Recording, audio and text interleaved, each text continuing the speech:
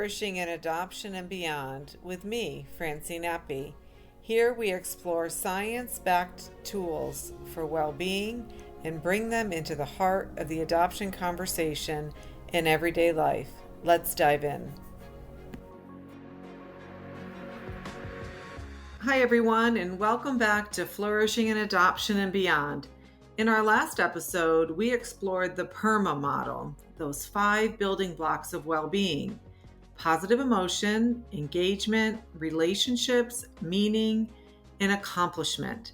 PERMA gives us a wonderful foundation for what flourishing can look like, both individually and as families navigating our stories of adoption.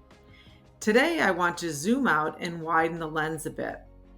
In his book, Flourish, Dr. Martin Seligman talks about how positive psychology has been evolving through what research he calls the 3 waves. When I first heard about the different waves, I became very curious to better understand his explanation.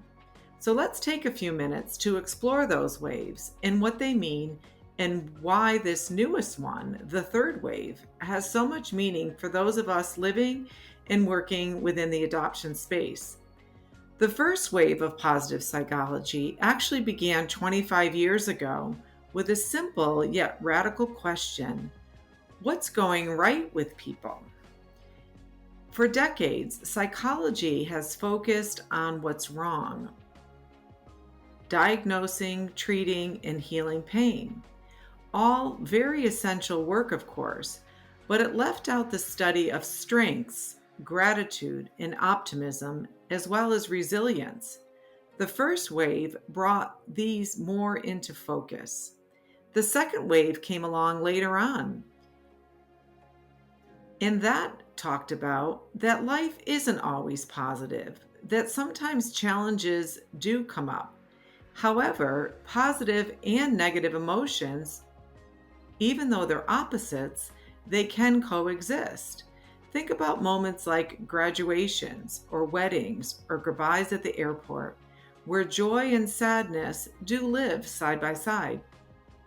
That's the heart of what psychologists call now both and. That 2 seemingly opposite feelings can be both true at once and live side by side. And within adoption, that's especially powerful. The first wave gave us the language of hope and resilience. The second gave us permission to honor sometimes the grief we feel and uncertainty without feeling like one needs to cancel out the other. Now we're in what's often called the 3rd wave, and this one feels like home for those of us connected to adoption. This wave reminds us that flourishing doesn't happen in isolation. It happens in context with others. It happens in families, schools, communities, and systems. It asks us to think beyond the individual and notice the environments and relationships that shape our sense of well-being. These 3 big ideas that come out of the shift are the following. Let's explore each one individually. Context matters. Our environments can support or strain our ability to thrive. Systems are connected. A small change in one part, like a relationship or school policy or work policy, can have a ripple effect across multiple areas. Multiple perspectives matter. We need both data and lived experience, science, as well as each of our own individual stories. Adoption at its heart is a system of relationships, and this 3rd wave helps us to nurture the whole tapestry of our stories, not just one piece. Let's start with context.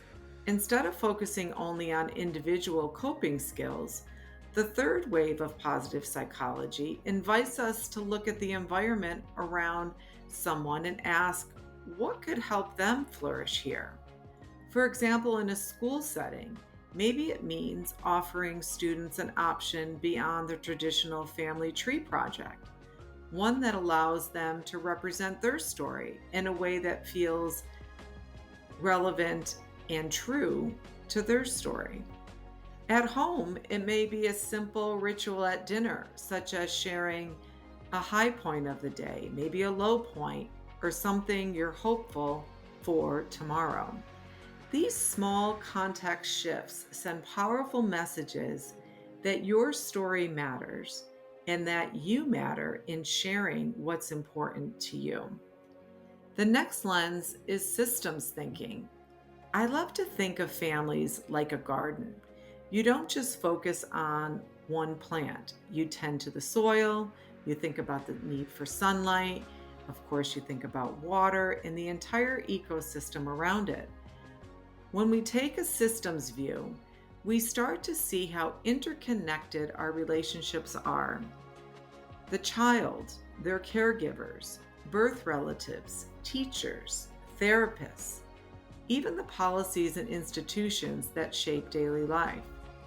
Once we can see the system, we can find small leverage points. The tiny changes that have a ripple effect is extraordinarily impactful. Maybe it's one consistent email between a parent and a teacher that helps reduce misunderstandings. That small shift lowers stress in the child, which of course improves their overall well-being, and that ripple effect into the well-being of the family as a whole. And sometimes systems thinking helps us interrupt unhelpful loops. A teen may pull away, a parent feels rejected and then withdraws too. The distance grows until someone says, "Even if you don't want to talk about it right now, I'm here." When you are ready to talk about it, that small act breaks the loop. Another important lens of this third wave of positive psychology is how we offer tools and support with care and also with consent. Positive psychology offers amazing strategies with gratitude, journaling, strengths assessment work, but they aren't a one size fits all. If someone is in deep pain, asking them to be grateful and do a journal entry, of course, can be invalidating. Instead, we might say, "Here's something we could try. If this isn't the right fit for right now, we'll pause and we'll try something else." That's truly what's at the heart of ethical care, honoring timing, readiness, and emotion. Growth doesn't come from forcing it. It comes from gentle, consistent presence and trust.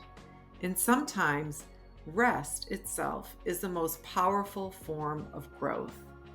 Here's one simple rhythm you can try this week for yourself or maybe your family member or a team at work.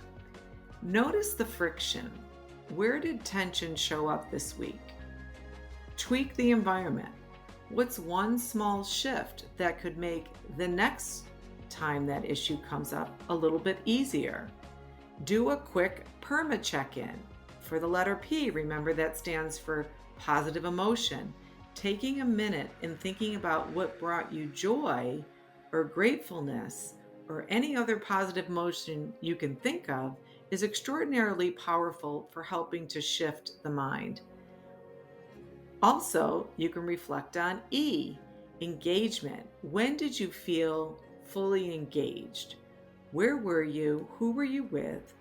What made that particular moment fully something that you could be engaged with and feel good about it?